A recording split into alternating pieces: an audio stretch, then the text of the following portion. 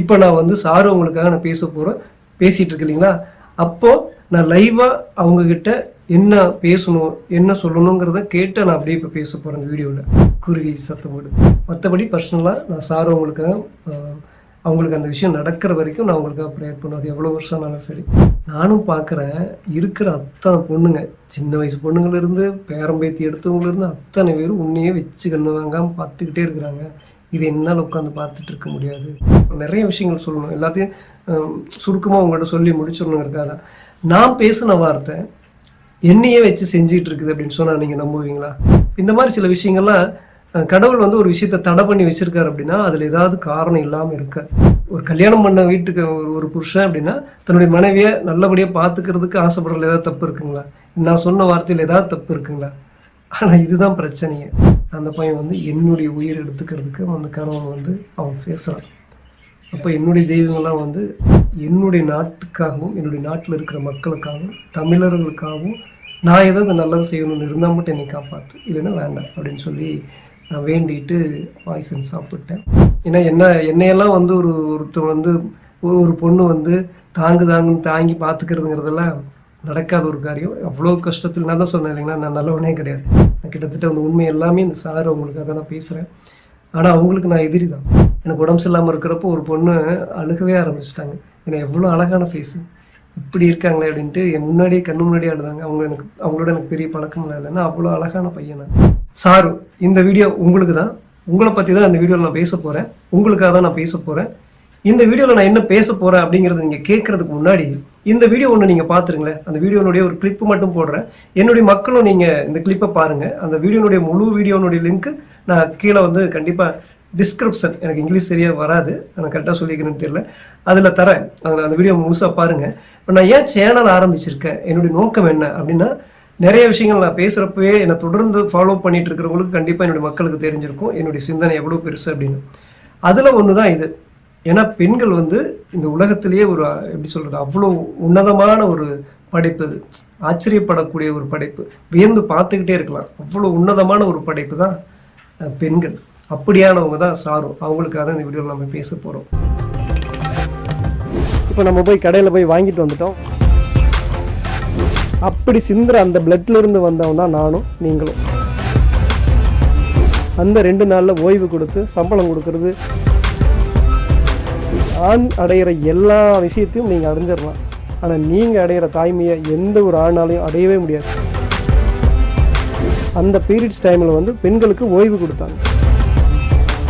உச்சபட்சமாக இருக்கிற சந்தோஷத்தை அடையணும் அப்படின்னா ஆண்கள் ஈஸியாக அடைஞ்சிட்டு போயிடுவாங்க. ஒவ்வொரு பெண்ணும் வலியோட தான் அதை சந்தோஷத்தை அடைய முடியும். பூஜை அறை எவ்வளோ முக்கியமோ அந்த அளவுக்கு பெண்களுடைய ஓய்வு அறை ரொம்ப முக்கியம். ஏன்னா ஒரு பிரசவத்தில் ஒரு குழந்தை பிறக்குதுன்னா கூட அந்த வலியை உணர எந்த ஆணுனாலையும் முடியாது. அவங்களுக்கு ஓய்வு கொடுத்து அவங்களுக்கு தேவையான விஷயத்தை நம்ம செய்கிறது தான் அவங்க கஷ்டத்தில் நம்ம பங்கெடுத்துக்கிறோம். நீங்கள் ஒரு பெண்ணாக இருந்தால் அந்த நாளில் ஓய்வு எடுங்க. நீங்கள் ஒரு பையனாக இருந்தால் பொண்ணுக்கு ஓய்வு கொடுங்க. இப்போ இந்த வீடியோவில் ஒரு சின்ன கிளிப்பு தான் போட்டிருப்பேன். ஏன்னா இந்த உலகத்தில் ஆண்கள் அடைகிற எதை வேணாலும் பெண்கள் அடைஞ்சிடலாம். ஆனால் பெண்கள் அடைகிற தாய்மை மட்டும் எந்த உலகத்தில் எந்த ஆணுனாலையும் அடைய முடியாது. அதே மாதிரி பெண்கள் படக்கூடிய வேதனையை எந்த ஒரு ஆண்னாலையும் புரிஞ்சிக்கவே முடியாது, உணரவும் முடியாது. அது வந்து பெண்களுக்கு மட்டுமே உரித்தான ஒரு வழி. அப்படி பெண்களுடைய வழியை புரிஞ்சுக்கணும் ஒரு ஆண் அப்படின்னா அவன் பொம்பளையாக பிறந்தாதான், ஒரு பொண்ணாக பிறந்தா மட்டும்தான் அந்த வழியை உணர முடியுமே தவிர பெண்களுடைய வழியை எந்த ஒரு ஆண்னாலையும் புரிஞ்சிக்கவே முடியாது. அதனால் ஆண்கள்லாம் வந்து நம்மளை புரிஞ்சுக்கலேன்னு கவலைப்படாதீங்க, அதுக்காக இயங்காதீங்க. ஏன்னா நீங்கள் ஆண்களை விட உயர்வான ஒரு படைப்பு. இப்போ சார் உங்களுக்காக வந்து நான் அந்த வீடியோவில் என்ன பேச போகிறேன் அப்படின்னா, அதுக்கு முன்னாடி ஒரு சின்ன விஷயம் சொல்லிடுறேன். எனக்கு 6 வருஷமாக உடம்பு சரியில்லை அப்படிங்கிறது தெரியும் இல்லைங்களா. கிட்டத்தட்ட ஒரு ஆரம்பத்தில் 2019 எனக்கு உடம்பு சரியில்லாமல் போயிடுச்சு. நான் அப்போவே போய் சேர்ந்துருக்கணும். இப்போல்லாம் இருக்கிறதே போனஸ் என்னை பொறுத்த வரைக்கும். எனக்கு நம்பிக்கையே இல்லை. அந்த அளவுக்கு வந்து நான் ரொம்பவே முடியாமல் போய் எப்படி சொல்கிறது, எந்த அளவுக்கு போனேன் அப்படிங்கிறதே எனக்கே தெரியாது. நான் இன்றைக்கி இருப்பேனா அப்படிங்கிறதே தெரியாத அளவுக்கு வந்து இருந்தது. இன்றைக்கி நான் வந்து பேசிகிட்டு இருக்கேன், வீடியோ பேசிகிட்டு இருக்கேன், சில பேர்த்துக்கிட்ட சில விஷயங்கள் நல்ல விஷயங்கள் பேசிகிட்டு இருக்கேன். இது மூலயமா வருமானம் வந்து என் ஒய்ஃபுக்கும் என் குழந்தைங்களுக்கு கொடுத்துக்கிட்டு இருக்கு அப்படிங்கிறதுல என்னால் நம்பவே முடியல. இதெல்லாம் எப்படி நடந்தது அப்படிங்கிறது எனக்கு தெரியாது. அதாவது இப்போ சார் அவங்களுக்கு சொல்லக்கூடிய ஒரே ஒரு விஷயம் தான். அவங்க சொல்லியிருந்திருப்பாங்க, நான் பைபிளில் வந்து நாங்கள் பேசக்கூடிய வார்த்தைகளுக்கு தேவனுக்கு கணக்கு கொடுக்கணும் அப்படின்னு சொல்லியிருப்பாங்க. நான் அதை விட அட்வான்ஸான ஒரு ஆள். பைபிள் வந்து 7 வருஷம் படிச்சிருக்கேன். அதில் வந்து ஒரு கிறிஸ்டினாவே கிட்டத்தட்ட ஒரு 7 வருஷம் வாழ்ந்திருக்கேன். ஆனால் இதெல்லாம் நான் பைபிளில் இருந்தெல்லாம் தெரிஞ்சுக்கல. என்னுடைய சொந்த வாழ்க்கையிலேருந்து, சொந்த அனுபவத்திலேருந்து நான் தெரிஞ்சுக்கிட்டது, வார்த்தைகளுக்கு, சொற்களுக்கு உயிர் இருக்குது. நம்ம பேசக்கூடிய சொற்களுக்கு உயிர் இருக்குது. நான் பேசின வார்த்தையை என்னையே வச்சு செஞ்சுக்கிட்டு இருக்குது அப்படின்னு சொன்னால் நீங்கள் நம்புவீங்களா? ஏன்னா நான் அந்த மாதிரியான ஆட்கள், மற்றவங்கள மாதிரிலாம் கிடையாது. நான் ரொம்ப நல்லவன், யார் மாதிரியும் கிடையாது அப்படின்லாம் சொல்லக்கூடிய ஆளே கிடையாது. என்ன மாதிரி ஒரு மோசமானவங்க வேறு யாருமே இருக்க மாட்டாங்க. அவ்வளோ மோசமானவன் தான். ஏன்னா உதாரணத்துக்கு என்னுடைய வயசு 23 வந்து நான் ஆவிகளோட பேசுனேன்னு சொன்னேன் இல்லைங்களா? அந்த மாதிரி இருக்கிறப்ப பசங்களும் ரொம்ப ஆர்வப்பட்டு, ஏன்னா நான் வந்து ஒரு விஷயம், நிறைய விஷயங்கள் எப்படி சொல்ல, இந்த ரூமில் இருக்கிறப்போ கண்ணுக்கே தெரியாத விஷயங்களெல்லாம் சொன்னேன். எனக்கு செய்வன வச்சுருந்தது கூட நானே சொல்லி அதை எடுத்தாங்க. அதெல்லாம் எனக்கு பிற்பாடு தான் தெரியும். கூட இருக்கிறவங்களே நமக்கு செய்வன வச்சுருக்காங்க அப்படின்னா, அதுலேயும் குறிப்பாக நான் வந்து ஒரு வேதவாக்கா, பைபிளில் ஒரு வசனம் சொன்னால் அது எப்படி நீங்கள் வேதவாக்கா எடுத்துக்கிறீங்களோ அப்படி எங்கள் அண்ணன், அதாவது என்னுடைய கூட பிறந்தவங்கள, நான் தான் எங்கள் வீட்டில் பெரிய பையன். ஆனால் அவன் சொன்னான் அப்படின்னா அது எனக்கு இன்றைக்கும் வேதவாக்கு தான். அவன் மேலே எனக்கு அவ்வளோ அன்பு. அவன் சொன்னான்னா அதை அப்படியே செய்வேன். அது என்ன ஏதுன்னு கூட ஆராய்ச்சி பண்ண மாட்டேன். ஆனால் பொய் பேசுன்னு எனக்கு பிடிக்காது. அவன் நிறைய பொய் பேசி நிறைய மறைச்சா எனக்கு பிடிக்காது. அந்த மாதிரி இருக்கிறனாலே அவனை விட்டு விலகி தள்ளி நின்னே தவிர, ஆனாலும் அவன் மேலே வச்சிருக்கிற அந்த அன்போ பாசமோ, அவன் சொன்னானா, ஏன்னா அவ்வா எவன்னு யாரையுமே பேச மாட்டேங்க. நான் அவ்வளோ மரியாதையான பையன். பிக் பாஸ் ரிவ்யூ பண்ண ஆரம்பிச்சுதான் அதெல்லாம் கொஞ்சம் வேற மாதிரி பேசிகிட்டு இருந்தேனே தவிர, எனக்கு அவன் எவன்னு பேசுறேன்னா, அவ்வளோ உரிமையாக பேசுறேன்னா எங்கள் அண்ணனை மட்டும்தான் பேசுவேன். அவனே வந்து எனக்கு என்ன சொல்கிறது, செய்வனை வச்சுருக்காங்கிறது என்னால் லைஃப்பில் நினச்சே பார்க்க முடியாத விஷயம். அந்த மாதிரி ஒரு விஷயத்த கூட என்னோட பேசுகிற அந்த, நீங்கள் சொன்னீங்க இல்லையா, சாமிக்கெல்லாம் பயப்பட மாட்டீங்களா அப்படின்னா, நீங்கள் ஒரு விஷயம் புரிஞ்சுக்கணும், என்னுடைய மக்களும் புரிஞ்சுக்கணும். இந்த உலகத்தில் சாமிக்கும் கடவுளுக்கும் பயப்பட வேண்டியவங்க யார் தெரியுங்களா? தப்பு பண்ணுறவங்க, நேர்மையாக இல்லாமல் இருக்கிறவங்க, புரியுதுங்களா, ஏமாத்துறவங்க, மோசடி பண்ணுறவங்க தான் கடவுளை பார்த்து அஞ்சணும், பயப்படணும். நான் பயப்படவே மாட்டேன் கடவுளுக்கு. ஏன்னா கடவுளுக்கு உண்மையாகவே ஒரு விஷயம் நம்ம செய்யணும்னா கீழ்ப்படியணும். இப்போ எனக்கெல்லாம் வந்து பார்த்தீங்கன்னா என்னோட வந்து ஏஞ்சல்லாம் பேசிகிட்டு இருக்காங்க. அவங்ககிட்ட வந்து அவங்களுக்கு நம்ம பயக்கணுன்ட்டு இல்லை, கீழ்ப்படிஞ்சிட்ருக்கு. இப்போ இந்த வீடியோ வந்து நான் பண்ண ஆரம்பிச்சதுக்கப்புறம் ஒரு அம்மா வந்து, தங்கம் செல்லம் ஐ லவ் யூ, நான் இருக்கின்ற அம்மா அப்படின்னு சொல்கிறாங்க அப்படின்னா, அவங்க எனக்கு ஒரு தெய்வம் மாதிரி தான். அவங்கள நான் பார்த்ததில்லை, அவங்க பேர் கூட எனக்கு தெரியாது. அவங்க தான் எனக்கு வந்து உண்மை பேசும் சூப்பர் ஸ்டார்னு பேர் வச்சுருக்காங்க.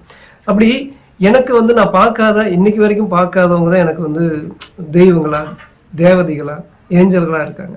அப்படி அவங்க சொன்ன ஒரு விஷயம் என்ன தெரியுங்களா? பசங்கள்லாம் வந்து இந்த மாதிரி நாங்களும் அந்த மாதிரி பேசணும்டா, இந்த ஆவிகளோட பேசணும், அது சொல்லிக் கொடு அப்படின்னு சொல்லி கேட்குறப்போ, ஏன்னா அவங்க என்னுடைய உடம்புல வந்து பேசுனாங்க. நான் மீடியேட்டராக, இப்போ நம்ம கான்செப்டே நம்ம வந்து பேசிகிட்டு இருக்கோம் இல்லைங்களா? வெளிநாட்டிலேருந்து ஒருத்தர் உதவி பணம் கொடுக்குறாங்க, அது ஏழையில் கொண்டு போய் கொடுக்குறதுக்கு ஒரு மீடியேட்டராக இருந்து பண்ணிட்டு இருக்காங்க இல்லையா? இது தப்புன்னு நம்ம பேசிகிட்டு இருக்கோம் இல்லைங்களா? இந்த மாதிரி என்னுடைய உடம்பை மீடியேட்டராக எடுத்து அவங்க பேசி அந்த விஷயமெல்லாம் செஞ்சாங்க. அதை பார்த்துட்டு அவங்க ரொம்ப ஆச்சரியப்பட்டாங்க. ஏன்னா அதிசயமான விஷயங்கள்லாம் நடந்தது, புரியுதுங்களா, அந்த வயசில். அப்போ இதையும் நாங்கள் செஞ்சு பார்க்குறோம் அப்படின்னு அவங்க வந்து பசங்க கேட்குறப்போ நான் அவங்க கிட்ட கேட்டேன். ஏன்னா இன்றைக்கும் அவங்க என் கூட பேசிகிட்டு இருக்காங்க, இந்த செகண்டு கூட பேசிகிட்டு இருக்காங்க. இப்போ நான் வந்து சாரு அவங்களுக்காக நான் பேசிகிட்டு இருக்கு இல்லைங்களா?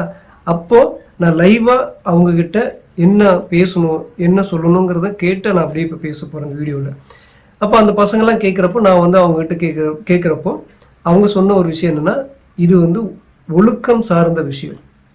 நான் வீடியோவில் ஆரம்பிக்கிறப்பே சொல்லியிருந்திருப்பேன், நான் அவ்வளோ நல்லவெல்லாம் கிடையாது, ரொம்ப மோசமானவன்னு சொல்லியிருப்பேன் இல்லைங்களா?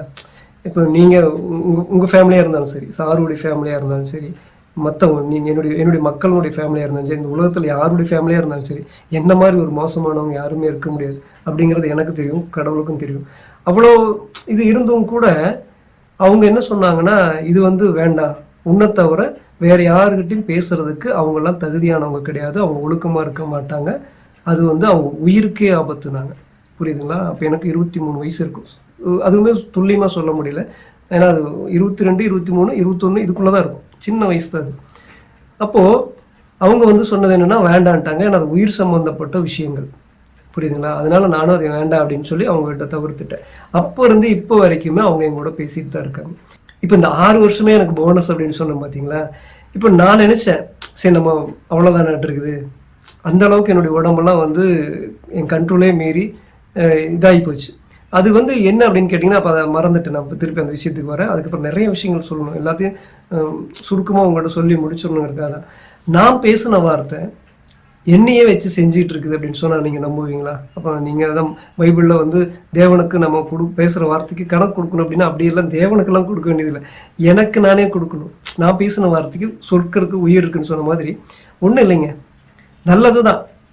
நான் நல்லது பண்ணி தான் நிறைய கஷ்டப்பட்டுட்டு இருக்கேன். நீங்கள்லாம் பண்ணுற மாதிரி உதவிகளை விட பயங்கரமான உதவிகள்லாம் பண்ணேன். அதெல்லாம் அப்படி விட்டு விட்டா சின்ன சின்னதாக சொல்கிறேன்.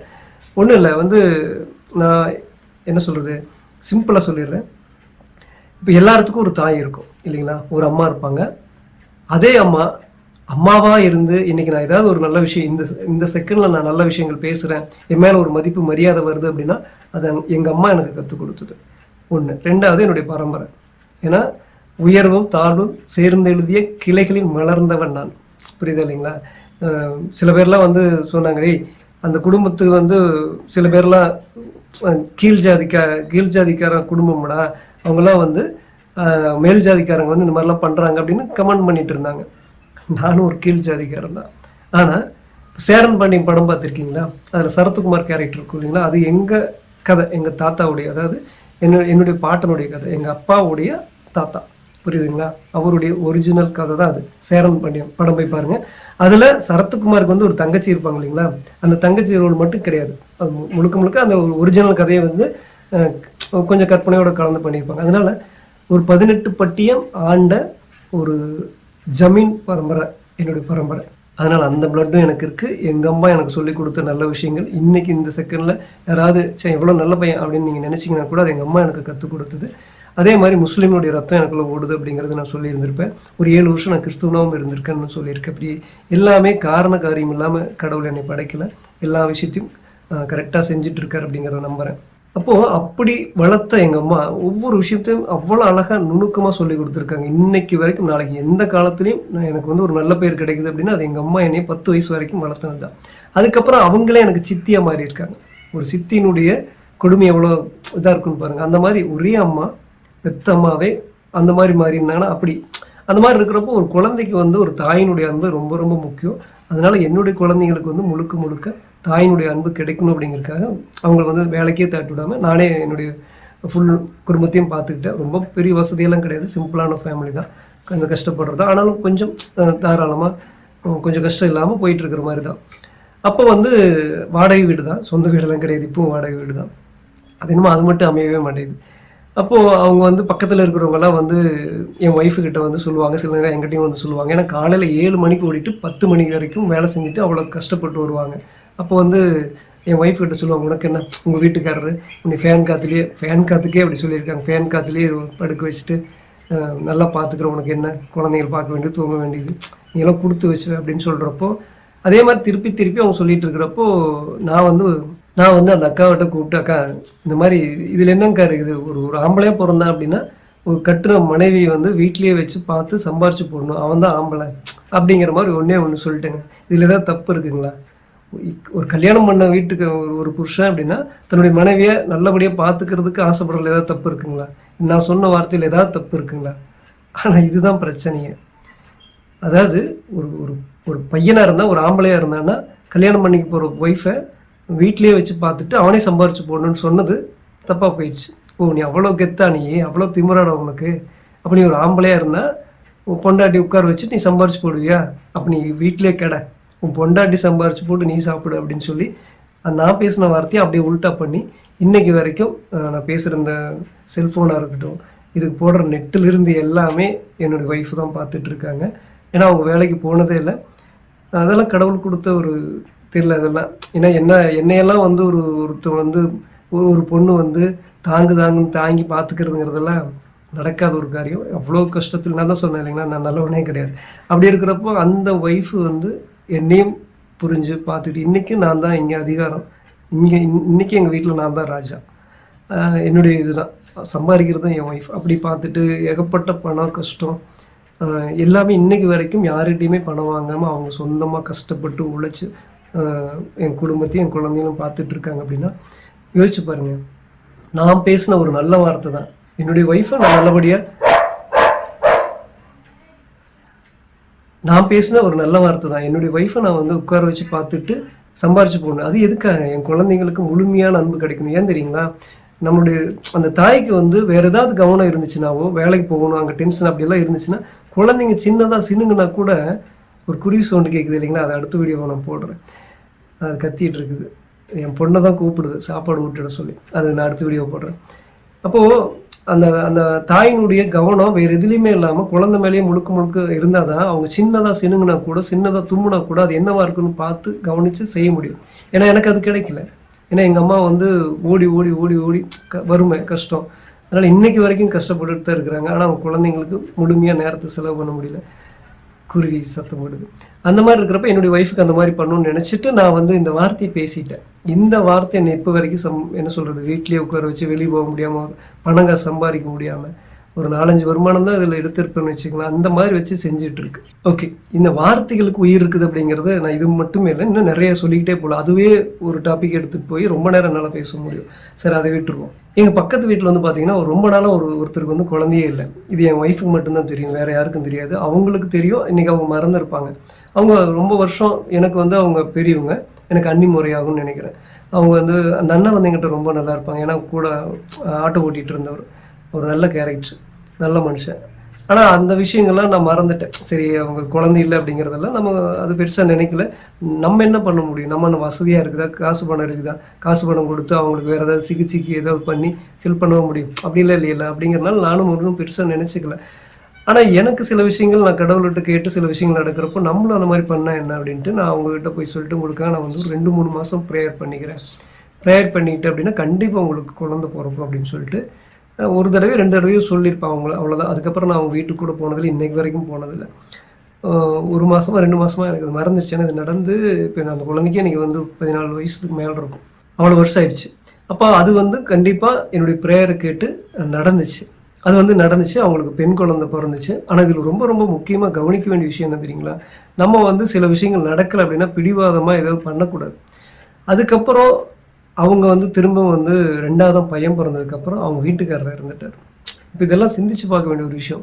அப்போது வந்து அவங்களுக்கு ஒரே குழந்தையோடு இருந்திருந்தா, அது பையன் வாரிசாக வந்ததுக்கப்புறம் அவர் இருக்கக்கூடாதுன்னு இருந்திருக்குமே. இதெல்லாம் கடவுளுடைய அந்த விளையாட்டு, நமக்கு அது தெரியாது. அதே மாதிரி இன்னொருத்தர் வந்து பார்த்தீங்கன்னா அவங்களுக்கு 2 பெண் குழந்தைங்க. அவங்க வந்து வேறு அவங்க கொஞ்சம் வசதியானவங்க. வேறு மாதிரிலாம் ட்ரை பண்ணி அது புரிஞ்சுக்குங்க. வேறு மாதிரியெல்லாம் ட்ரை பண்ணி பையனுக்காக மட்டுமே எல்லாம் பண்ணி சில இதெல்லாம் பண்ணி அது மூலிமா பையன் வந்தோடனே அவங்க வீட்டுக்காரர் இருந்துட்டாங்க. அந்த பையன் இல்லாமல் இருந்தால் அந்த வாரிசில் அவங்க வீட்டுக்காரர் இருப்பார் அப்படிங்கிற மாதிரி. அதே மாதிரி இப்போ நான் வேண்டிட்டு அவங்களுக்கு குழந்தை பிறந்துச்சு இல்லைங்களா, அதில் அந்த பொண்ணு மட்டுமே இருந்திருந்தால் அவங்க வீட்டுக்காரர் அந்த அண்ணன்னு சொன்னேன் இல்லைங்களா, அவங்க இருந்திருப்பாங்க. இந்த மாதிரி சில விஷயங்கள்லாம் கடவுள் வந்து ஒரு விஷயத்தை தடை பண்ணி வச்சுருக்காரு அப்படின்னா அதில் ஏதாவது காரணம் இல்லாமல் இருக்காது. அந்த காரணத்தோடு நம்ம விளையாடவே கூடாது. அதனால் இப்போ சார் அவங்களுக்காக நான் என்னென்னா, உண்மையாகவே அவங்களுக்கு ஒரு விஷயம் கேள்விப்பட்டேன். உங்களுக்காக நான் கண்டிப்பாக ப்ரேயர் பண்ணிக்கிறேன். உங்களுக்கு குழந்தை கண்டிப்பாக அந்த குழந்தை செல்வம் கிடைக்கணும் அப்படிங்கிறதுக்காக நான் ப்ரேயர் பண்ணிக்கிறேன். அதுக்கு நீங்கள் எப்படி இருக்கணும், அது என்னவா அப்படிங்கிறத இப்போ நான் லைவாக ஓரளவுக்கு எனக்கு இப்போ நான் வீடியோவில் கவனமாக இருக்கிறதுனால அவங்க பேசுகிறது என்னால் கேட்க முடியுமான்னு தெரியல. அவங்கக்கிட்ட பேசி அது அப்படியே என்னுடைய குரல் தான் இருக்கும். அவங்க சொல்கிறத நான் கேட்டு நான் அவங்கள்ட்ட பேசுகிறேன். சாரு, நீ வந்து இப்போ வந்து அவங்க தான் பேசுகிறாங்க, புரிஞ்சுக்குங்க. சாருமா, நீ வந்து உன்னுடைய தமக்கையோ தம்பியோ உன்னுடைய உறவோ குடும்பமோ உனக்கு சுற்றி இருக்கிற சில விஷயங்கள் உனக்கு புரியாமல் இருக்குது. உன்னை சுற்றி இருக்கிற ஆபத்துகளும் உனக்கு புரியாமல் இருக்குது. உனக்கு ஏன் இந்த தடைப்பட்ட காரணம் என்ன அப்படின்னு உனக்கு புரியணும் அப்படின்னு நீங்கள் நினச்சிங்க அப்படின்னா, இதில் இருக்கிற சூட்சமங்கள் சில விஷயங்களை நான் உனக்கு சொல்ல போகிறேன். அதை நீ கேட்டு தெரிஞ்சுக்கோ. அதிலிருந்து நீ உன்னை மீட்டுக்கோ. உன்னுடைய தமக்கையோ தம்பியோ உன்னுடைய உறவோ சொந்தமோ பந்தமோ அப்பனோ ஆத்தாவோ இவங்க கிட்ட இருந்து நீ ஒத்த பைசா கூட வாங்காத, தண்ணி கூட வாங்காத. குறிப்பாக அவங்க கிட்ட இருந்து எதையும் வாங்கிறதுக்கு நீ முனைப்படாத. ஏன் அப்படின்னா, உன்னை சுற்றி இருக்கிற சில பிரச்சனைகள் எல்லாமே உன் குடும்பத்துக்கு வர வேண்டிய பிரச்சனை உன்னை சுற்றி நிற்குது. மனுஷனை தாண்டி விலங்குகிட்ட இருந்து வந்த சாபத்தில் ஒன்று இது. உன்னை தேடி வந்திருக்கிற சாபத்திலிருந்து நீ விடுபடணும்னா நீ எல்லாத்துக்கும் கொடுத்து பழகு, யாருக்கிட்டையும் வாங்காத. உன் சொந்த பந்தம், உன் கூட பிறந்த அப்பா அம்மா கிட்ட இருந்து கூட நீ ஒன்று வாங்கி இரவலாவோ தண்ணியோ வாங்கி குடிக்காத. காசு பணங்களோ அப்புறம். இப்படி சொல்கிறப்போ இதிலிருந்து நீ தெரிஞ்சுக்க வேண்டிய விஷயம் என்னென்னா, இப்போ நீ இருக்கிற லைஃபு, உன்னுடைய வாழ்க்கை முறை இதெல்லாமே மாறி போகலாம். அதிலிருந்து உனக்கு விடுபடுறதுக்கு சான்சஸ் இல்லாமல் உன்னுடைய ஆசையோ கனவோ லைஃப் ஸ்டைலோ, ஏன்னா உனக்கு இப்படி பேசுனது தான் புரியும், அதிலிருந்து நீ விடுபடாமல் அந்த தாக்கத்திலே ஓடிட்டு இருந்தீங்கன்னா இந்த செல்வம் உனக்கு மிஸ் ஆகி போயிடும். பணம் காசுங்கிற செல்வம் உனக்கு வந்துக்கிட்டே இருக்கும். இப்போ உன் தமக்கையோ தம்பியோ குடும்பத்தில் இருக்கிற உறுப்பினர்கிட்ட இருந்தியோ நீ பாசமாவோ அன்போவோ பழக வேண்டாம்னு நான் சொல்லலை. உறவு முறையிலிருந்து விலகி நில். ஒருவன் சொல்லுவாங்க, கொடுத்து வாங்குறதுலேருந்து கொடுக்கறத மட்டுமே நீ வச்சுக்கோ, வாங்குறத நீ தள்ளி போட்டுக்கோ, யாருக்கிட்டேயுமே நீ வாங்காத. உன் குடும்பத்துக்கிட்டே நீ வாங்காத அப்படின்னா வெளிநாட்டில் இருந்து பணமோ காசோ உடையோ துணிமணியோ எதுவும் வாங்காது. அப்படி நீ வாங்கியிருந்தாலும் கூட இன்னும் 2 வருஷத்துக்குள்ளே உன்னுடைய அந்த பொருட்களை யார்கிட்டேருந்து வாங்கியிருந்தாலும் சரி, உன் சொந்த பந்தத்திட்டிருந்து வாங்கியிருந்தாலும் சரி, விற்று இன்னொருத்தருக்கு கொடுத்துரு. நீ பயன்படுத்தாத. அப்போ உன்னை சுற்றி இருக்கிற இந்த சாபத்திலிருந்து விடுதலை கிடைக்கும். அப்போ நீ உனக்கு எப்போ இருக்கிற லைஃப்பில் இருந்து மறைமுகமாக போய் நீ கஷ்டமோ ஒரு சாதாரண வாழ்க்கையோ வாழலாம். உன் வீட்டுக்காரர் வந்து செய்கிற பணியிலிருந்து எப்படி சொல்கிறது, உங்கள் வீட்டுக்காரர் வந்து பணி வந்து கரெக்டாக செய்ய சொல்லு. அதில் இருக்கிற சில தவறுகளை வந்து உங்கள் வீட்டுக்காரர் மறைமுகமாகவோ நேரடியாகவோ செய்யாமல் நேர்மையாக செய்ய பழக்கு. அதுவும் முக்கியம். நீ யார்கிட்டையும் கை நீந்தி வாங்காமல் இருக்கிறது ரொம்ப முக்கியம். இது ரெண்டும் சேர்றப்போ உன் குடும்ப கஷ்டத்தில் கூட வரலாம். அதை கண்டு நீ சோர்ந்து போகாத. உனக்கு இந்த விஷயத்தை விட்டினா உனக்கு கையில் ஏந்தக்கூடிய செல்வம் கண்டிப்பாக கிடைக்கும். இந்த பையன் உனக்காக ப்ரேயர் பண்ணிடுன்னு சொல்லியிருக்காங்க இல்லையா, இந்த ப்ரேயர் எடுத்துகிட்டு போய் நாங்களும் எங்கள் கடவுளோட கண்டிப்பாக ஷேர் பண்ணுறோம். அவங்களும் உனக்கு நன்மை செய்கிறதுக்கு நாங்கள் இந்த கடவுள் மூலிமா நாங்கள் கண்டிப்பாக உதவி செய்கிறோம். இது வந்து ஓரளவுக்கு உங்களுக்கு அவங்க பேசுனது அவங்களுக்கு கொஞ்சம் ரொம்ப இன்னும் உள்வாங்கி, இப்போ நான் தான் பேசுகிறேன், உள்வாங்கி உங்களுக்கு இன்னும் பேசலை, ஓரளவுக்கு பேசியிருக்காங்க. அதில் இருக்கிற சூட்சமும் உங்களுக்கு புரிஞ்சிருக்கும்னு நினைக்கிறேன். ஓகே, நான் கண்டிப்பாக உங்களுக்காக ப்ரேயர் பண்ணிக்கிறேன். நிச்சயமாக உங்களுக்கு நல்லது நடக்கும். ஆனால் அவங்க சொல்கிற விஷயங்களும் நீங்கள் புரிஞ்சிருப்பீங்கன்னு நினைக்கிறேன். இது எங்கிட்ட முன்கூட்டியே சொன்னது தான். அவங்க சொன்னதுக்கப்புறம் தான் நான் இந்த வீடியோவை நான் பண்ணுறேன். பண்ணினாலும் அது வந்து லைவாக அவங்ககிட்ட பேசணும் அப்படிங்கிறது தான் இப்போ நான் பேசினேன். அவங்க உங்கள்கிட்ட ஓரளவுக்கு தான் அவங்களுடைய டச் வந்து எனக்கு ரொம்ப கம்மியாக தான் இருந்துச்சு. ஃபுல்லாக வந்து பேசியிருந்தாங்கன்னா இன்னும் அது வேறு மாதிரி ஒரு இப்போ எப்படி சொல்கிறது, சாமி சொல்கிற மாதிரி இன்னும் நல்லா இருந்திருக்கும். அது வந்து ஏன்னோ அவங்க தயங்கி தள்ளி நின்று தான் பேசினாங்க. அதை நான் புரிஞ்சிக்க முடிஞ்சது. ஓகே, கண்டிப்பாக உங்களுக்கு நல்லது நடக்கணும் அப்படின்னா இந்த விஷயத்தை உள்வாங்கிக்கிங்க. நீங்கள் இப்போ இருக்கிற விஷயத்துலேருந்து முற்றிலும் மாறுபட்டு வேறு மாதிரியான ஒரு லைஃப் ஸ்டைலுக்குள்ளே போக வேண்டியதாக இருக்கும்னு நான் நினைக்கிறேன். சரி, எதுவோ எப்படியோ உங்களுக்கு அந்த செல்வம் கிடைக்கிறதுக்கு கண்டிப்பாக நான் ப்ரேயர் பண்ணுறேன். என்னுடைய கடவுளும் என்னுடைய ஏஞ்சல்ஸ்னால் உங்களுக்கு புரியிருக்கா சொல்ல வரேன். ஏன்னா எனக்கு அப்படி கூட ஏஞ்சல்ஸ் தான் கிடச்சிருக்காங்க. அவங்களும் ஏன்னா நான் எனக்காக ப்ரேயர் பண்ணிக்கிறதே இல்லை. ஏன்னா எனக்கு நிறைய பேர் ப்ரேயர் பண்ணியிருக்காங்க. ஏன்னா என் ஒய்ஃபை தான் பண்ணிகிட்ருக்காங்க, என் குழந்தைங்க பண்ணிகிட்ருக்காங்க, மற்றவங்களும் பண்ணிகிட்ருக்காங்க. இந்த வீடியோ பார்த்துட்டு என்னை பற்றி தெரிஞ்சவங்க எனக்காக ப்ரேயர் பண்ணிகிட்ருக்காங்க. அதனால் நான் வந்து உங்களுக்காக ப்ரேயர் பண்ணிக்கிறேன். நிச்சயமாக உங்கள் வீட்டில் என்ன சொல்கிறது, உங்கள் தலைமுறை சிறக்கிறதுக்கு ஒரு நல்ல மழலை சத்தம் கண்டிப்பாக உங்கள் குடும்பத்தில் கேட்கும். அப்படின்னா இந்த விஷயத்துலேருந்து நீங்கள் விடுபட்டால் தான், நான் முன்னாடியே சொல்லியிருந்தேன், அந்த குடும்பத்துக்கு நான் ப்ரேயர் பண்ணி அவங்களுக்கு குழந்தை பாக்கியம் கிடச்சிது. ஆனால் அதுக்கப்புறம் அவங்க ஆண் வாரிசு வேணும்னு அவங்க அதுக்கப்புறம் ஆசைப்பட்டதுனால அவங்க வீட்டுக்காரரை இழக்கிற மாதிரி ஒரு சூழ்நிலை வந்துச்சு. ஏன்னா வீட்டுக்காரர் இருக்கணும், இல்லைன்னா ஆண் குழந்தை இருக்கணும் அப்படிங்கிற மாதிரி ஏதோ அவங்க குடும்பத்தில் இருந்திருக்க மாட்டேங்குது. அப்போது இப்போ கொஞ்ச நேரத்துக்கு முன்னாடி என்னுடைய கடவுள்கள் வந்து பேசுகிறப்போ நீங்கள் உங்களுக்கு தடையாக இருக்கிறதுக்கு காரணம் என்னென்னா உங்கள் குடும்பத்துக்கு வர வேண்டிய விஷயம் உங்களுக்கு வந்து நிற்குது அப்படிங்கிறதான். அப்படி தான் அவங்க சொன்னாங்க. அதிலிருந்து நீங்கள் விடுபடணும், அந்த விஷயம் உங்களை அட்டாக் பண்ணாமல் இருக்கணும்னா, அது அப்படி சொல்லியிருக்காங்க. எனக்கு இப்போ தான் புரியுது.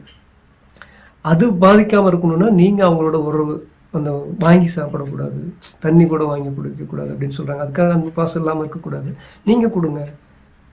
உங்களை விட வயசு மூத்தவங்களாக இருந்தாலும் சரி, உங்களோட வயசு கம்மியாக இருக்கிறதா இருந்தாலும் யாருக்கிட்டையுமே நீங்கள் வாங்காதீங்கன்னு அவங்க சொல்கிறாங்க அப்படின்னா அது காரணம் இல்லாமல் இருக்காது. ஏன்னா அந்த அவ்வளோ பெரிய, ஏன்னா ஒரு குடும்பத்தையே சுற்றி வர்ற ஒட்டுமொத்த அந்த இதுவும் அந்த சாபமும் உங்கள் ஒருத்தருக்கே வந்து நிற்குது. அப்படிங்கிறப்போ அதிலிருந்து விடுபடுறதுக்கு நீங்கள் ரொம்பவே யாரும் உங்கள் குடும்பத்திலே படாத கஷ்டம் நீங்கள் பட வேண்டியதாக இருக்கும்னு நினைக்கிறேன். அதுக்காக தான் அவங்க சொல்லியிருப்பாங்க. ரொம்ப ஜாக்கிரதையாக இதை மட்டும் இது பண்ணுங்கள். மற்றபடி நான் உங்களுக்காக கண்டிப்பாக ப்ரேயர் பண்ணிக்கிறேன். அப்புறம் இன்னொரு முக்கியமான விஷயம், நான் வந்து பார்க்குறதுக்கு ரொம்ப அழகாக இருந்திருக்கேன், ஏன் இப்படி இருக்கார் அப்படின்னு சொல்லி நீங்கள் கேட்டீங்க இல்லையா, ஒரே நாளில் என்னுடைய லைஃப் மாறிச்சுன்னு நான் சொல்லியிருந்தேன். அது மட்டும் காரணம் கிடையாது. நான் வந்து சின்ன வயசுலேயே என்ன சொல்கிறது, இந்த உலகத்தில் உண்மையானவங்களே யாருமே இல்லை, உண்மையானவங்களே பார்க்க முடியல, எல்லாருமே பொய்யா இருக்கிறாங்க, போலியாக இருக்கிறாங்க, அதனால நான் இந்த உலகத்திலேயே வாழலை அப்படின்ட்டு சூசைடுக்கு பிளான் பண்ணி சின்ன வயசு கல்யாணம் கூட ஆகலை, பாய்சன் சாப்பிட்டேன். அப்போ வந்து கடவுள்கிட்ட வேண்டிக்கிட்டே இது பண்ணுறேன், நீ வந்து ஒரு வேளை நீ காப்பாற்றிடாத, என்னது உனக்கு வந்து மனைவி குழந்தைங்க குடும்பம் இப்படி ஒன்று இருக்குது, அதுக்காக தான் நீ வாழணும் அப்படின்னு நினச்சின்னா அது வேண்டாம். அது சார் அது வந்து என்னுடைய குழந்தைக்கும் கஷ்டம், என்னுடைய ஒய்ஃபுக்கும் கஷ்டம், எனக்கும் கஷ்டம், அந்த லைஃப் எனக்கு வேண்டாம். ஒருவேளை நீ என்னை காப்பாற்றுற மாதிரி இருந்தால் என்னுடைய நாட்டுக்காகவும் என்னுடைய நாட்டில் இருக்கிற மக்களுக்காகவும் தமிழர்களுக்காகவும் நான் ஏதாவது நல்லது செய்யணும்னு இருந்தால் மட்டும் என்னை காப்பாற்று, இல்லைன்னா வேண்டாம் அப்படின்னு சொல்லி நான் வேண்டிட்டு பாய்சன் சாப்பிட்டேன். அதுக்கப்புறம் இன்றைக்கி நான் உங்களோட பேசிகிட்டு இருக்கேன். ஆனால் நான் செஞ்ச ஒரு முட்டாள்தனம் அது. அது செஞ்சதுனால தான் என் உடம்பு இன்றைக்கி இவ்வளோ தூரம் பாதிச்சிட்ருக்கு. அது அப்போ செஞ்சது. ஆனால் அது நான் பாருங்களேன், அப்படி நான் மிஸ் ஆகிருந்தேன்னா இன்றைக்கி இப்படி ஒரு ஒய்ஃபு இப்படி ஒரு குழந்தைங்க எனக்கு கிடச்சிருக்க மாட்டாங்க. ஆனாலும் கடவுள் வந்து என்னை காப்பாற்றிருக்காருன்னா அது உங்களுக்காக தான், நாட்டுக்காக தான். அதே சமயம் என் குழந்தைங்களையும் என் ஒய்ஃபையும் நல்லா வச்சுக்கணும் அப்படிங்கிறதுக்காக தான். ஓகே, இப்போ அந்த 6 வருஷமே எனக்கு போனஸ் தான். பார்க்கலாம் அது கடவுளுடைய திட்டம் என்னங்கிறது, அது போக போக பார்க்கலாம். இன்னொரு 2 விஷயத்த சிம்பிளாக சொல்லி இந்த வீடியோ முடிக்கிறேன். ஏன்னா எல்லாமே அத்தனை அனுபவபூர்வமான உண்மை. நான் வந்து நிச்சயமாக சார் உங்களுக்காக வந்து கண்டிப்பாக ப்ரேயர் பண்ணிக்கிறேன். ஆனால் ரொம்ப முக்கியமான விஷயம், நீங்கள் வந்து ஏழைகளுக்கு எதிராக இதுக்கு முன்னாடி அது வேறு இது வேறு அது எதையும் போட்டு குழப்பிக்காதீங்க. நீங்கள் அப்படி ஏதாவது பண்ணிகிட்டு இருந்தீங்கன்னா நிச்சயமாக பண்ணக்கூடாதுன்னு தான் என்னுடைய தெய்வங்கள் என்னுடைய கடவுள் வந்து சொல்லியிருக்காங்க. இதுக்கப்புறம் நீங்கள் பண்ணாமல் இருந்தீங்கன்னா உங்களை நிச்சயமாக பேச மாட்டேன். அந்த மாதிரி யார் பண்ணாலும் பேசுவேன். நான் தான் முத எதிரி நான் தான். ஏன்னா எனக்கு நான் சொல்லியிருந்த இந்த வீடியோ இப்போ நான் சொன்னேன் பார்த்தீங்களா, நான் திருப்பி இந்த உலகத்தில் உயிரோடு இருக்கணும்னா அது என்னுடைய மக்களுக்காக தான். அதனால் அவங்களுக்கு இடைஞ்சலாவோ அவங்களுக்கு மறைமுகமாக அவங்களுடைய அறியாமை பயன்படுத்தி யார் ஏமாற்றிட்டு இருந்தாலும் அதுக்கு நம்ம வந்து விழிப்புணர்வு வீடியோ போட்டு பேசி தான் ஆகணும். அதனால் அதுக்கு முதல் எதிரி நான். இதையும் போட்டு குழப்பிக்காதீங்க சார், அவங்களுக்கு தான் சொல்கிறேன். ஓகே, அந்த 2 விஷயத்தை மட்டும் சொல்கிறேன். இந்த உதவி செய்கிறதுனா பெருசாக சொல்லிட்டு இருக்காங்க. ஏன்னா எனக்கு சின்ன வயசு ஒரு 19-20 வயசுக்குள்ளே பணம் காசெல்லாம் ஒன்றும் பெருசாக இருக்காது. பணம் காசுனால் என்னென்னே தெரியாத வயசு. 10th முடித்தோடனே நான் வந்து சொந்தமாக தொழில் ஆரம்பிச்சிட்டேன். அப்போ வந்து ரொம்ப உடம்பு சரியில்லாமல் இருக்கிற ஒரு பையன், அவங்க அப்பா அம்மா கண்டுக்கவே இல்லை. அவனை பார்த்துட்டு இவனுக்கு எப்படியாவது வெளியூர் கூட எனக்கு தெரியாது, ஒரு கடை கூட தெரியாது. எங்கள் அம்மா அப்படி வளர்த்திருக்காங்க. அடுத்த வீட்டுக்கு போக மாட்டேன், அடுத்த வீட்டில் சாப்பிட மாட்டேன், அடுத்தவங்கள்ட்ட கையேந்த மாட்டேன், அந்த மாதிரியான பையன். ஆனால் இவங்களுக்கு எப்படி உதவி செய்கிறதுங்கிட்ட பணம் காசு இல்லைங்கிறப்போ நான் வந்து அதை வந்து ஒரு கை காசு போட்டு அது நோட்டீஸாக அடித்து எல்லாத்திட்டையும் கேட்டு அமௌண்ட்டு கேட்டு இந்த பையனுக்கு சரி பண்ணுறதுக்காக ட்ரை பண்ணுறப்போ அது வந்து ஒருத்தர் கிறிஸ்டின், அவர் அப்போ பைபிள் கிளாஸ் படிச்சுட்ருக்கார். அவர் வந்து மற்றவங்கள்ட்டெல்லாம் வந்து பணம் காசு வாங்கி நான் பணத்துக்கு ஹெல்ப் பண்ணுறேன். அது ஃப்ரீ தான், ரொம்ப தூரம். அது கிறிஸ்டின் ஹாஸ்பிட்டலில். அதில் வந்து மருந்துக்கு மட்டும்தான், அதுவும் எதுவுமே காசு கிடையாது. அங்கே சாப்பாடும் ஃப்ரீ. ஆனால் அதுவும் வந்து அந்த பேஷண்ட்டுக்கு மட்டும்தான் சாப்பாடு, பார்த்துக்கிறதுக்கு மட்டும் ஆள் இருந்தால் போதும், போக்குவரத்து செலவு மட்டும்தான், அது நான் பார்த்துக்கிறேன்ட்டு சொல்லிட்டாரு. அப்போ இங்கே எனக்கு என்ன பிரச்சனைனா, நான் வந்து வேலையை விடணும், என்னுடைய வேலையை விட்டுட்டு போய் செய்யணும். அப்போ ஒரு 4 பசங்க ஒரு அமைப்பாக நான் சொல்லியிருந்தேன் இல்லைங்கன்னா, அந்த அமைப்பாக இருந்துட்டு 4 பேர் போய் அவனோட இருந்து பார்த்துக்கிட்டோம். அப்போ வந்து அந்த 4 பேர்லேயுமே வந்து பார்த்திங்கன்னா அதிக தடவை நான் இருந்தேன். அதில் குறிப்பாக என்னென்னா, அவனுடைய உடம்பு ரொம்ப பலகீனமாக இருக்கிறதுனால அவனுடைய சுமல் வந்து அவனால் யாரும் கூட இருக்கிற பசங்க, சின்ன பசங்க தானே, அவனுக்கெல்லாம் வந்து பார்த்திங்கன்னா அதை ஏற்றுக்க முடியல. எனக்கு கிட்ட போனவே ரொம்ப வேறு மாதிரி சுமல் அடிக்குது, அதனால் அவனுக்கு வந்து எதுவும் பண்ண முடியலன்ட்டு அவனுக்கு வந்து பார்த்துக்குவாங்க, மருந்து கொண்டு கொடுப்பாங்க, தள்ளி நின்று பேசிக்குவாங்க, அவ்வளோதான். ஆனால் நான் மட்டும் அவனுக்கு கூடவே இருந்து கிட்டே படுத்துக்குவேன். அவங்களாம் வெளியே போய் படுத்துக்குவாங்க, நான் அவங்க கூட கிட்டே படுத்துக்கிட்டு அவனுக்கு வந்து குளிப்பாட்டி சுடுதண்ணியில் குளிப்பாட்டி விட்டு, அவன் வந்து ரொம்ப வருத்தப்பட்டு, யாருமே கூட இருக்கிற பசங்களும் யாருமே இல்லை, நீ மட்டும் ஏன்டா, ஏன்னா என்னை விட கொஞ்சம் வயசில் பெரிய பையன் தான், நீ மட்டும் பரவாயில்ல, என்னை எதுவும் பார்க்காம எதுவும் நினைக்காம எனக்கு வந்து குளிப்பாட்டி விட்றேன், சோப் போட்டு விட்றேன் அப்படின்னு சொல்லி அதெல்லாம் பண்ணான். அப்படி நான் ஒரு கேரக்டர், நான் அதெல்லாம் எதுவும் பார்க்க மாட்டேன். அப்படி ஹெல்ப் பண்ண சின்ன வயசு, எனக்கு ஒரு 19-20 வயசுக்குள்ளே தான் இருக்கும். அந்த வயசில் அந்த மாதிரி பண்ணுறப்போ அவனை ஓரளவுக்கு நாங்கள் குணப்படுத்திட்டு வந்துட்டு அதுக்கப்புறம் வந்து பார்த்திங்கன்னா திருப்பியும் வந்து அடுத்த ட்ரீட்மெண்ட்டுக்கு போகணும். அது எங்களால் முடியல. எனக்கு ஹெல்ப் பண்ணுறேன் கிறிஸ்டின், அவர் வந்து ஹெல்ப் பண்ணலை. அதனால் அதுக்கப்புறம் வந்தீங்கன்னா பெரிய செலவெல்லாம் ஆகிறதுனால அவங்க ஃபேமிலி ஒரு 6 மாதம் ஒரு வருஷத்துக்கு அப்புறம் அவங்க அந்த பையன் வந்து இறந்துட்டாப்புல. அதுக்கப்புறம் என்னுடைய கனவுல வந்து அந்த பையன் வந்து என்னுடைய உயிர் எடுத்துக்கிறதுக்கு அந்த கனவுல வந்து அவன் பேசுகிறான். அப்போ என்னுடைய தெய்வங்கள்லாம் வந்து அது தப்பு, நீ அப்படிலாம் பண்ணக்கூடாது, அவனுக்கெல்லாம் இன்னும் காலங்கள் இருக்குது அப்படின்னு விரட்டிட்டாங்க. இப்போ இது எதுக்கு நான் சொல்ல வரேன்னா, யாருமே உதவி பண்ணல, அவன் கூட இருந்து அவ்வளோ தூரம் பண்ணி அவனுக்கு அவ்வளோ நல்லது பண்ணி அவ்வளோ தூரம் பண்ணியும் கூட அவன் வந்து எனக்கு ஒரு இது பண்ணியிருக்கான் அப்படின்னா எனக்கு இன்றைக்கி இருக்கிற ஒரு பிரச்சனைலாம் அவனுக்கு இருந்த ஒரு பிரச்சனையும் எனக்கு அது ஒரு அறிகுறியாக இருக்குது.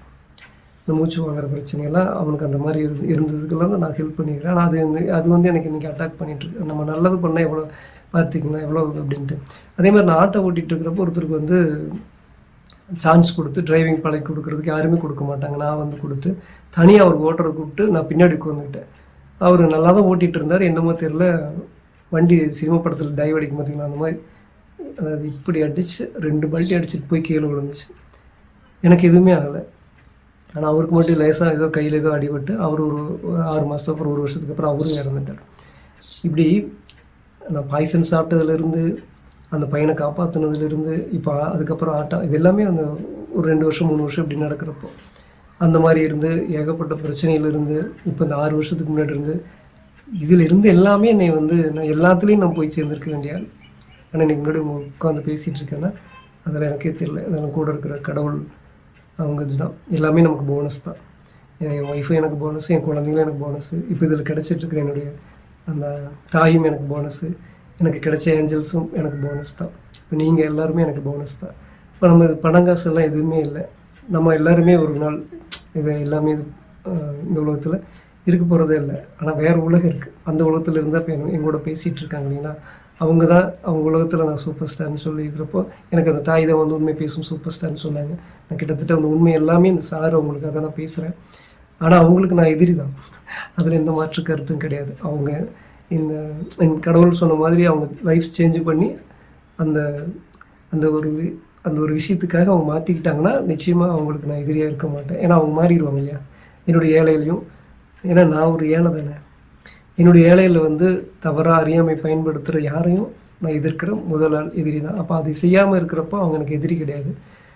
அது செஞ்சாங்கன்னா அவங்களுக்கு நான் தான் முதல் எதிரி. ஆனால் இந்த வீடியோ முழுக்க சாருவங்க முதல்ல அந்த சாருவங்க வந்து பார்த்திங்கன்னா என்னுடைய உடம்பை கேலி பண்ணி இது பண்ணாங்க. நான் ஹெல்த் இல்லாமல் இருக்கிறதையும் வந்து அவங்க நக்கல் அடித்தாங்க. சரி, போது எல்லாமே சாதாரண விஷயம் தானே, நம்ம எல்லாம் எத்தனையோ பார்த்துருக்கோம். ஏது என்ன சொல்ல வரேன்னா, இந்த விஷயத்த சொல்லி நம்ம முடிச்சிடறோம். 2 விஷயம் சொல்லிட்டேன். இப்போ நான் ஃபங்க்ஷன் போயிருக்கிறப்போ ஒரு தடவை என் ஒய்ஃப் வந்து பார்த்துட்டு அவங்க சொன்னாங்க,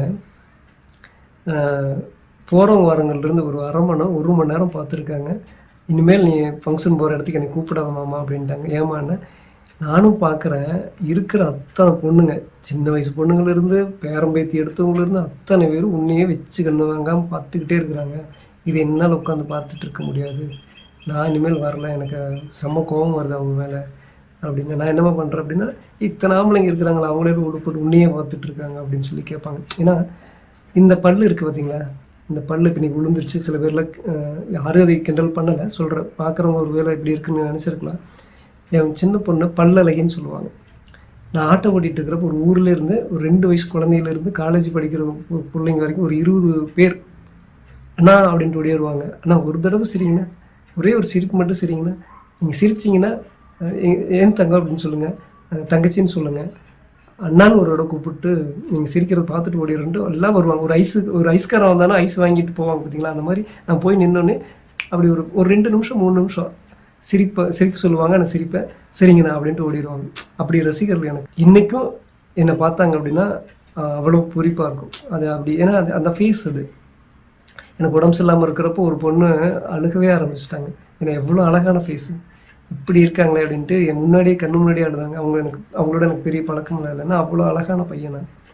அதெல்லாம் எத்தனை நாளைக்கு இந்த ஸ்கின் எல்லாம் மாறி போயிடும் இல்லையா. பணங்காசே நீ செலவழிச்சு நம்ம வச்சுருக்கிற பணங்காசே செலவாகுது, இந்த ஸ்கின்னு மாறுமா. ஒரு காலத்தில் இந்த சிரிப்புக்கே ரசிகர்கள் இருந்தாங்க, இந்த முகத்துக்கே ரசிகர்கள் இருந்தாங்க. இன்றைக்கி அவங்க ரசிகராக தான் இருப்பாங்க, அது வேறு. ஆனால் இதெல்லாம் மாறிடுச்சு இல்லையா. இன்றைக்கி என் குழந்தை வந்து இதே பல் வருஷம் தான் பல்லழகின்னு என் குழந்தைய சொல்கிறாங்க அப்படின்னா இந்த பல் எவ்வளோ அழகாக இருந்திருக்கும். ஆனால் இன்றைக்கி அந்த பார்க்குறவங்க ஒரு சிலருக்கு அசிங்கமாக இருக்குங்களா. இதெல்லாமே மாறக்கூடியது தான். ஏன்னா இந்த உலகத்தில் இது நிரந்தரம் இல்லை. எனக்கு என்கிட்ட கொஞ்சம் நேரத்துக்கு மட்டும் பேசினாங்க இல்லையா, அந்த கடவுள் இருக்கிற உலகம் தான் நிரந்தரமானது. இது பைபிள் நிறைய சொல்லும். ஓகே, ஏன்னா இந்த அழகுங்கிறது எனக்கு சின்ன வயசில் எல்லாமே கடவுள் எனக்கு கற்றுக் கொடுத்துட்டார். எனக்கு காரணக்காரியத்தோடு தான் படைச்சிருக்கார். இந்த விஷயத்து கூட நான் பேசுகிறது எதுக்குன்னா, என்னுடைய தமிழ் சமூகம் வந்து யார் முன்னாடியும் இழிவாக தலைகுனிஞ்சு நிற்கக்கூடாது. ஆனால் அவங்களுக்கு எல்லாமும் கிடைக்கணும். நான் ஒருத்தருக்கு ஹெல்ப் பண்ணுறேன்னா அவங்க வாழ்க்கை முழுக்க மாறணும். இப்போ நான் சார் அவங்களுக்கு பெருசாக எதுவும் பண்ணலை. எனக்காக நான் ப்ரேயர் பண்ணுறத விட சார் அவங்களுக்கு ப்ரேயர் பண்ணுறப்போ அந்த தலைமுறை நான் பணம் காசு கொடுத்தா கூட அதை அந்த தலைமுறையாக வாழுமான்னு எனக்கு தெரியாது. ஆனால் சார் அவங்களுக்கு இது நடந்தது அப்படின்னா அவங்க குடும்பம் தலைமுறையாக வாழும். ஓகே, இந்த ஒரு வீடியோவில் மட்டும்தான் நான் சார் அவங்களுக்காக வீடியோவில் மட்டும்தான் இப்படி பேசியிருக்கேன். மற்றபடி பர்சனலாக நான் சார் அவங்களுக்காக அவங்களுக்கு அந்த விஷயம் நடக்கிற வரைக்கும் நான் அவங்களுக்காக ப்ரேயர் பண்ணுவேன். அது எவ்வளோ வருஷம் ஆனாலும் சரி. கண்டிப்பாக அவங்க அந்த தடையை மட்டும் அவங்க செய்யாமல் இருந்தாங்கன்னா என்னுடைய ப்ரேயர் கண்டிப்பாக சக்ஸஸ் ஆகும். நான் போகிறதா பலிக்கும். இல்லைன்னா அது நான் என்னுடைய ப்ரேயர் போய் அது தடையாக திரும்பி வந்துகிட்டே இருக்கும். அது பலிக்காமல் போயிடும். அது சார் அவங்க கையில் தான் இருக்குது, என் கையில் எதுவும் இல்லை. அவங்களுக்காக நான் கண்டிப்பாக முழுசாக ப்ரேயர் பண்ணிகிட்டு இருப்பேன். இதுக்கப்புறம் வர எல்லா வீடியோவிலும் நான் சார் அவங்களுக்கும் மற்ற எல்லாத்துக்கும் நான் எதிரி தான்.